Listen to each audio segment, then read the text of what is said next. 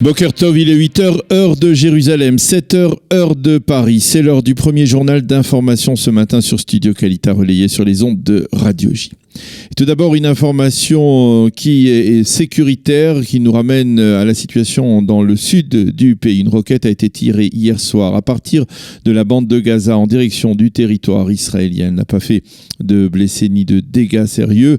Tsahal a riposté massivement en tirant, en bombardant les positions du Hamas dans la bande de Gaza en particulier, à partir les points de départ de cette roquette qui a été tirée hier soir à partir de la bande de Gaza. Tsahal a également décidé hier soir d'imposer un blocus maritime sur les côtes de la bande de Gaza. Cette décision a été prise à la suite de l'intensification ces derniers jours des envois de ballons incendiaires de Gaza vers le territoire israélien. Des ballons qui ont provoqué plusieurs incendies et détruit chaque jour de nombreux hectares de champs et de blé en particulier. Ce blocus maritime a été imposé jusqu'à nouvel ordre.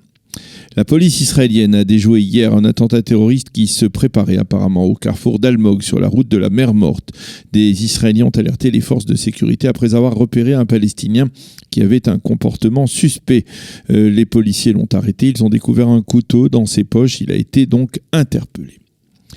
Le Premier ministre Benjamin Netanyahou a réagi implicitement hier au raid aérien contre des cibles syriennes dans le Golan syrien, des raids qui ont été imputés à l'armée de l'air israélienne, en particulier par les autorités syriennes. Sans reconnaître officiellement la paternité de ces opérations, M. Netanyahou a affirmé que Tsahal agissait, je le cite, contre les ennemis d'Israël et n'avait cesse d'empêcher ses ennemis de se déployer à proximité de sa frontière avec la Syrie.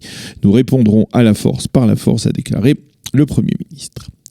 Le négociateur palestinien Saeb Erekat s'est exprimé hier à propos de la conférence économique du Bahreïn qui doit se tenir le 25 juin prochain et au cours de laquelle l'administration Trump doit dévoiler le volet économique de son plan de paix.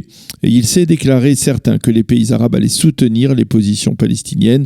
La position palestinienne qui est, rappelons-le, de boycotter cette convention. Ce sera un échec cuisant pour Jared Kushner et pour l'administration Trump, a déclaré Saeb Erekat.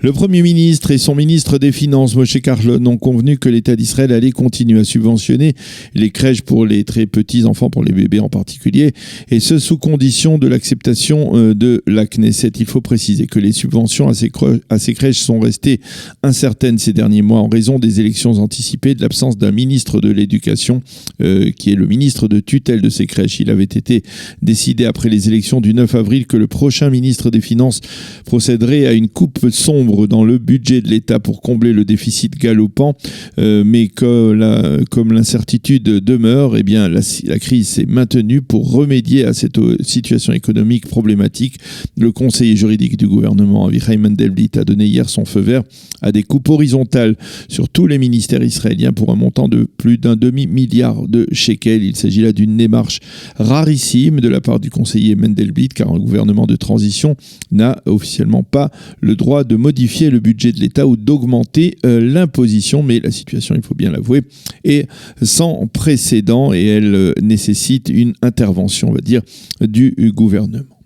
Un mot sur les enquêtes concernant Benjamin Netanyahou. Le parquet a repoussé la requête de l'avocat du Premier ministre Amit Haddad, selon laquelle il manquerait des documents dans les dossiers 1000, 2000 et 4000 qu'il a reçus et que cela, d'une certaine manière, l'empêchait de se préparer comme il faut à l'audition que le Premier ministre doit subir le 2 octobre prochain. Au sein du parquet, on affirme que tous les documents dont Amit Haddad a besoin ont été donnés et fournis par les responsables et juristes du parquet israélien. Le président du Parti travailliste, au cours des 2 dernières années, Avi Gabay, a annoncé hier qu'il se retirait de la vie politique et ne briguerait pas de nouveaux mandats au sein même du Parti travailliste, donc dans la liste électorale du parti. Il a reconnu que le Parti travailliste traversait, je le cite, une crise grave. Le Premier ministre Netanyahou a nommé Ariel Goldstein au poste de conseiller spécial pour la communauté russophone en Israël. Son objectif sera clair, séduire l'électorat russophone qui est souvent, et on le sait, identifié à Victor Lieberman. On espère dans l'entourage de M. Netanyahou offrir à cet électorat des avantages substantiels sur le plan social qui le conduiront à cesser de soutenir Israël Beitenu. Lieberman, lui, s'est moqué de cette domination sur Twitter et il s'est borné à affirmer que Benjamin Netanyahou était actuellement sous dépression hystérique.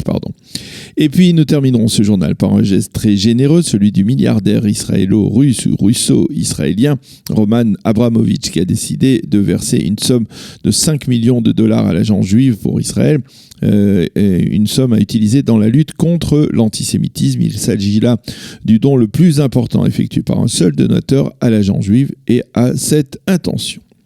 La météo pour terminer, le temps sera légèrement plus frais aujourd'hui. Il risque même d'y avoir des pluies éparses dans le nord du pays. Les températures 26 degrés à Jérusalem, 27 à Tel Aviv et 36 degrés à Elad. Voilà donc pour ce premier journal d'information sur Studio Kalita.